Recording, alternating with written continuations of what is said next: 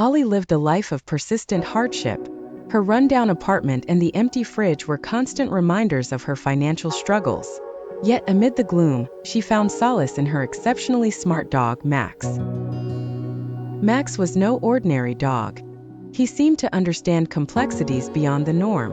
One day, as Ollie was sorting through a pile of overdue bills, Max nudged a flyer towards her. It was an advertisement for a high-tech bank security system. An idea sparked in his intelligent eyes, igniting a sequence of events that would change their lives forever. Max began to observe, learn, and pick up skills from various online resources Ollie would leave on. He soon figured out a way to manipulate these systems from within, assisted by his uncanny ability to press buttons and paw at screens. With Ollie's hesitance but eventual support, Max attempted his first heist. Their target was a small local bank, a perfect testing ground. Late at night, Max snuck in and with precision and care, deactivated the alarms and cameras. Within minutes, he retrieved a substantial amount of money. Ollie was awestruck and thus their adventure began. With each subsequent heist, their bounty grew. Ollie upgraded their living conditions, moving from a cramped apartment to a luxurious penthouse. The two of them feasted on gourmet meals, and Ollie found herself dressing in designer clothes and enjoying a life she had only dreamed of. But with great wealth came greater risks.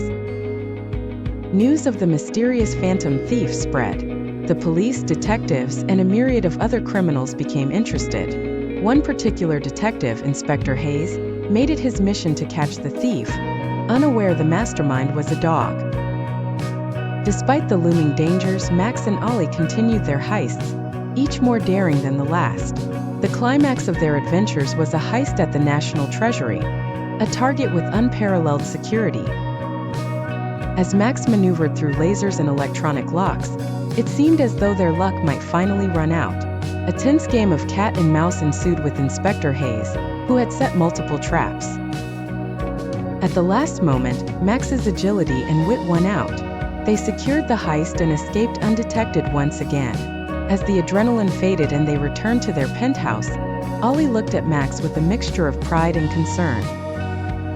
They had everything they could ever want, but the constant danger and moral implications weighed on her. Recognizing her distress and the potential consequences, Max brought a newspaper to Ollie.